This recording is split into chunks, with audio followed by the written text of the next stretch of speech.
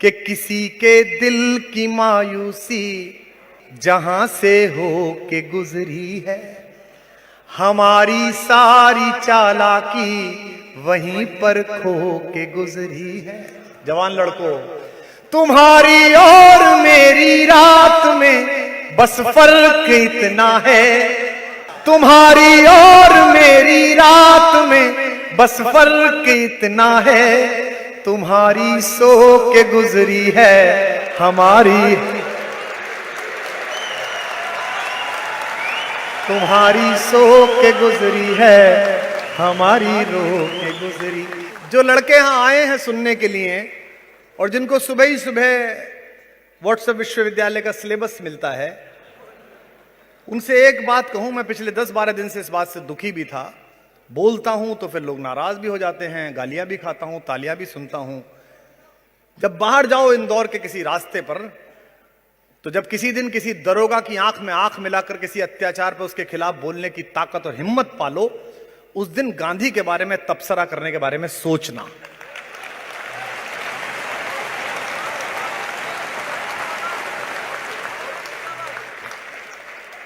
1932 में गोलमेज सम्मेलन में गए थे बापू, जिसे कहते हैं ना हिम्मत।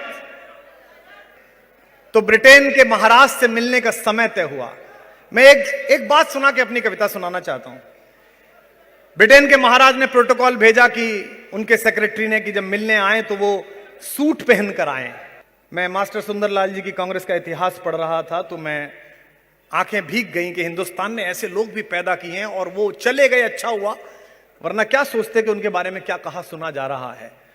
हम एक दरोगा से बात करते में घबराते हैं, एक तहसीलदार के अत्याचार पे आवाज नहीं उठा पाते, हम लिख नहीं पाते, कह नहीं पाते, फेसबुक पे एक बात लिखते तो सोचते हैं गालियां कितनी पड़ेंगी, नाराज कितने होंगे। 32 में गांधी गए और जॉर्ज पंचम ने लिख के भेजा उसके सेक्रेटरी ने कि सूट पहनकर आए मिलने के लिए। लेकिन गांधी होना तो तेजाब होना है, गांधी होना तो फौलाद होना है, गांधी होना तो हिंदुस्तान की साझी लड़ाइयों का सबसे बड़ा कमांडर होना है।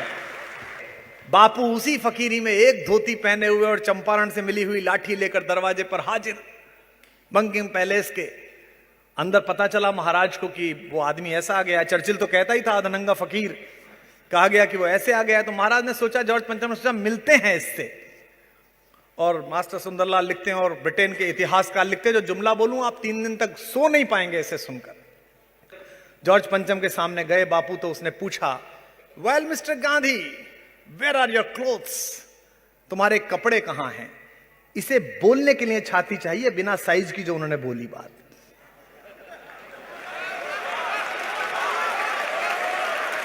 कहा कि well mister Gandhi, where are your clothes. Gandhi ने मुस्कुराते हुए जवाब दिया, not only mine emperor, you have stolen the clothes of my whole country. केवल मेरे नहीं, पूरे देश के कपड़े तुमने चुरा लिए हैं।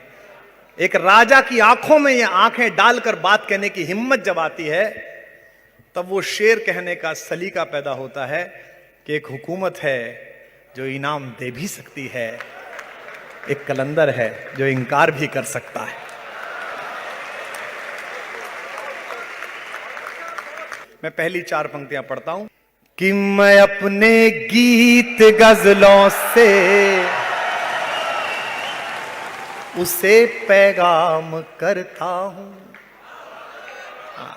उसी की दी हुई दौलत उसी के नाम। हवा का काम है चलना, दिए का काम है जलना। हवा का काम है चलना, दिए का, मैं अपना काम करता हूं, वो अपना काम करती है, मैं अपना काम करता हूं। और 4 पंक्तियां सुनेगा कि किसी के दिल की मायूसी जहां से हो के गुजरी है, हमारी सारी चालाकी वहीं पर खो के गुजरी है। जवान लड़कों, तुम्हारी और मेरी रात में बस फर्क इतना है, तुम्हारी और मेरी रात में बस फर्क इतना है, तुम्हारी सो के गुजरी है हमारी, तुम्हारी सो के गुजरी है हमारी रो के गुजरी। कि कोई दीवाना कहता है।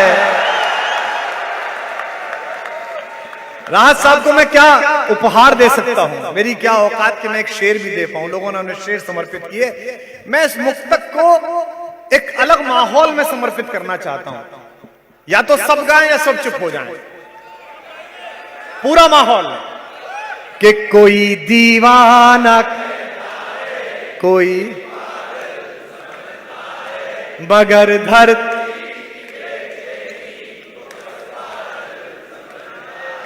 मैं तुझसे दूर, ये तेरा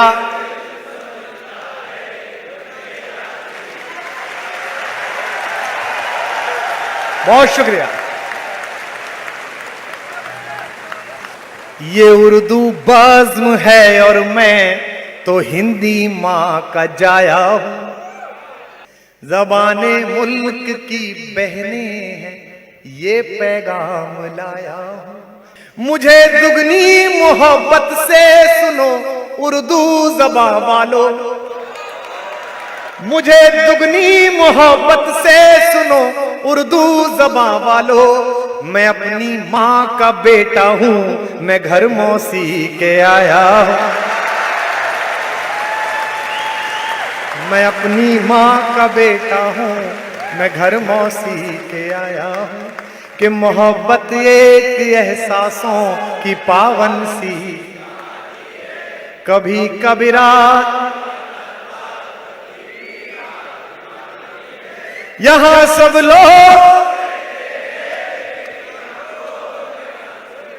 जो तू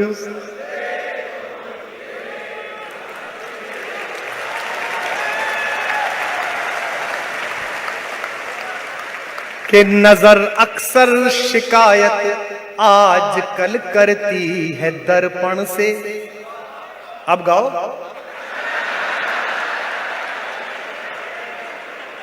नया निकाल लिया। कि नजर अक्सर शिकायत आज कल करती है दर्पण से, थकन भी चुटकियां लेने लगी है तन से और मन से। कहां तक हम संभाले उम्र का हर रोज गिरता घर। तैयार हो जाइए। कहां तक हम संभाले उम्र का हर रोज गिरता घर। तुम अपनी याद का मलबा हटाओ दिल के आंगन से। तुम अपनी याद का मलबा हटाओ दिल के आंगन से। कि ये मुक्तक मैं पढ़ता नहीं हूं, लेकिन पिछले महीने जो सियासी घटनाक्रम हुआ है तो मुझे लग गया कि पढ़नी चाहिए। कि समंदर पीर का अंदर है लेकिन रो नहीं सकता, ये आंसू प्यार का मोती है इसको खो नहीं। मेरी चाहत को अपना तू बना लेना मगर सुन ले। पता ना इंदौर वालों, मेरी चाहत को अपना तू बना लेना मगर सुन ले। जो मेरा हो नहीं पाया वो तेरा हो नहीं, जो मेरा हो नहीं पाया। अच्छा, 4 पंक्तियां और सुनिए। किसी का नाम नहीं लूंगा इसमें, लेकिन पहली पंक्ति पे आप समझ जाओगे कि मैं क्या बोल रहा हूं। यह तो इंदौर है, इससे ज्यादा राजनीतिक समझ कम शहरों की है। जावेद साहब, इतना खूबसूरत शहर है, यह बंबई क्यों नहीं बना? क्योंकि महत्वाकांक्षा तो है, लालच नहीं है।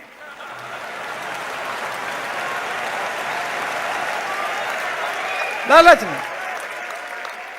पूरी लड़ाई और पूरी सफलता की योजना इस बात पर निर्भर है कि सुबह पोहे वाले से बात किए, गुरु सेव नहीं डाले तुमने इसमें बराबर। इसी पर पूरी योजना है।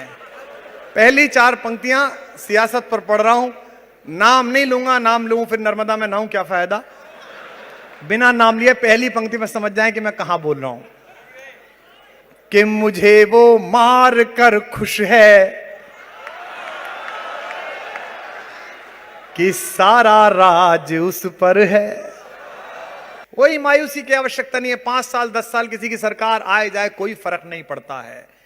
जब हम तारीख की क्लास में गए थे, हिस्ट्री की, इतिहास की क्लास में, तो हमको समझाया टीचर ने कि बाबर कहता था, अकबर कहता था, सिकंदर कहता था।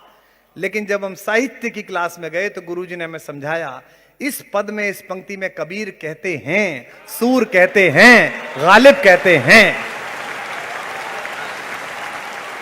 तभी यह शेर पढ़ रहा हूं कि मुझे वो और मैं फिर बार बार इस बात को दोहराता हूं, इसमें अहंकार नहीं कि मैं सनातनी हूं।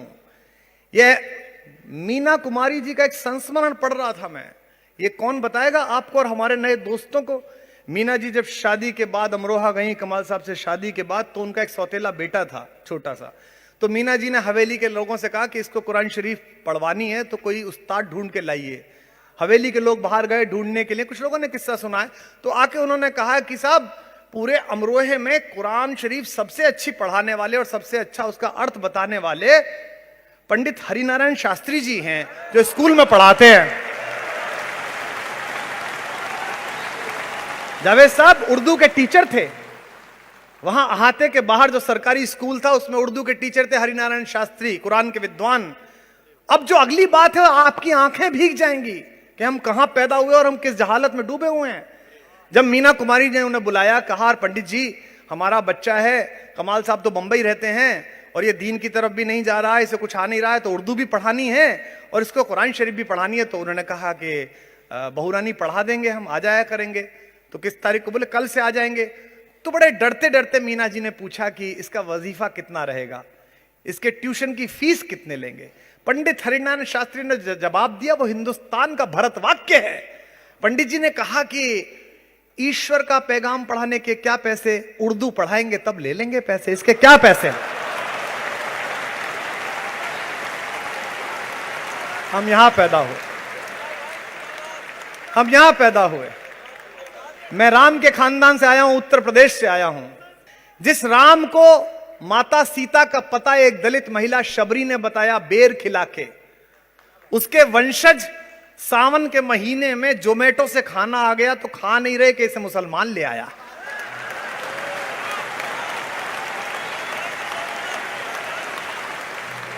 और जाहिल दोनों तरफ बराबर हैं, ध्यान रखना। तुम अपने वालों पे नजर रखना, मैं अपने वालों पे नजर रखे हुआ हूं।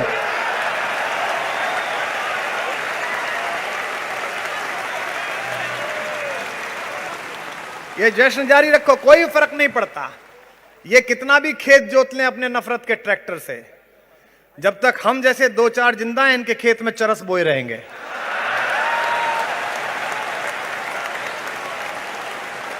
कि मुझे वो मार कर खुश है कि सारा राज उस पर है। कि मुझे वो मार कर खुश है। पिछले दिनों देश में असहिष्णुता फैली, हम पे तो बोली नहीं गई, लोगों में फैली।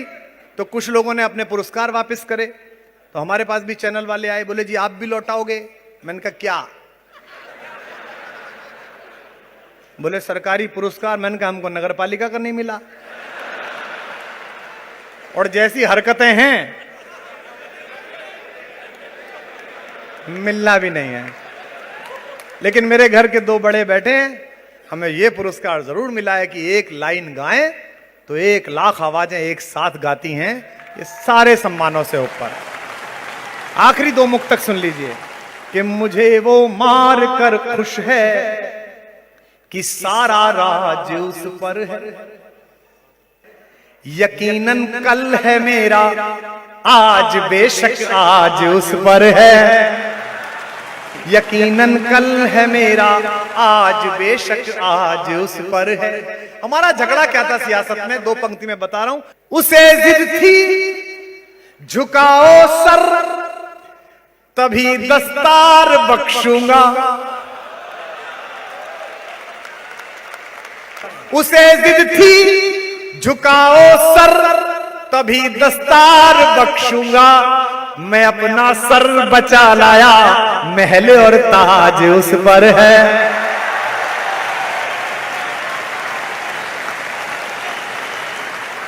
मैं अपना सर बचा लाया, महल और ताज उस पर है। इंदौर में एक अच्छी बात क्या है, इंदौरी पूरी दुनिया में कहीं हो वो पहचान में आता है। स्विट्जरलैंड के लूसन में बैठ के जो पिज्जा में सेव भर के खाए,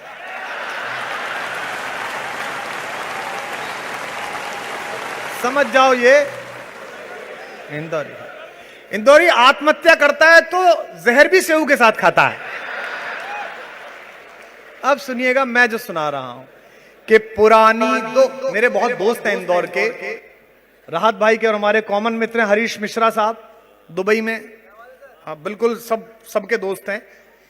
इस हॉल में, इस अभय प्रशाल में जो दोस्तियां बनाई हो आपने, जिंदगी में बड़े हो जाना तो बचपन की उन सारी दोस्तियों को साथ रखना, क्योंकि जो बचपन की दोस्तियों को साथ नहीं रखता, वर्तमान तो उसका मार्ग रोक ही देखता है, भविष्य भी उसके दरवाजे बंद कर देता है। तब कह रहा हूं राम जब चले तो रास्ते में एक ही आदमी था जिसका एहसान था उनके ऊपर, वरना पृथ्वी पे एहसान किया उन्होंने। और वो व्यक्ति था, जब वो आकर खड़े हुए गंगा के किनारे, कोई पार कराने वाला नहीं था, जिसने उन्हें नाव से गंगा पार कराई। और जब राम का राज्याभिषेक हुआ, दुनिया का सबसे बड़ा शपथ ग्रहण समारोह, तो उसमें राम की ओर से अकेला ऑफिशियल जो मेहमान बुलाया गया, वो गंगा पार कराने वाला केवट था, मल्लाह था। कि पुरानी दोस्ती को इस नई ताकत से मत तोलो। ये इस मजमे से लेके जाना आज रात। मंदिर आंदोलन की पहली झलक मुझे तब याद है जब मेरे शहर में तनाव बढ़ा, तो मेरे साथ जो लड़का पढ़ता था, अब भी मेरा दोस्त है, अब्दुल रऊफ सैफी, लोहारों का लड़का।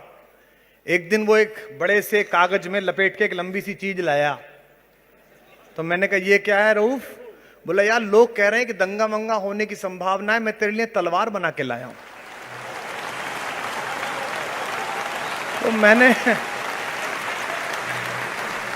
तो मैंने उससे कहा कि तलवार लाने की जरूरत ही नहीं है, जब जब दंगा होने की संभावना शहर में दिखाई दे, तू बाजी से कह देना कि वो और तेरे बड़े भाई हमारे घर के बाहर आके सो जाएं, और जब तेरे घर पे लगे तो मैं अपनी दीदी को लेके तेरे घर के बाहर आके सो जाऊंगा। तब पंक्तियां पढ़ रहा हूं कि पुरानी दोस्ती को इस नई ताकत से मत तोलो, ये संबंधों की तुरपाई है, षड्यंत्रों से मत खोलो। ये संबंधों की तुरपाई है, षड्यंत्रों से मत खोलो। मेरे लहजे की छैनी से गढ़े कुछ देवता जो कल, मेरे लहजे की छैनी से गढ़े कुछ देवता जो कल, मेरे लफ्जों पे मरते थे वो अब कहते हैं मत बोलो।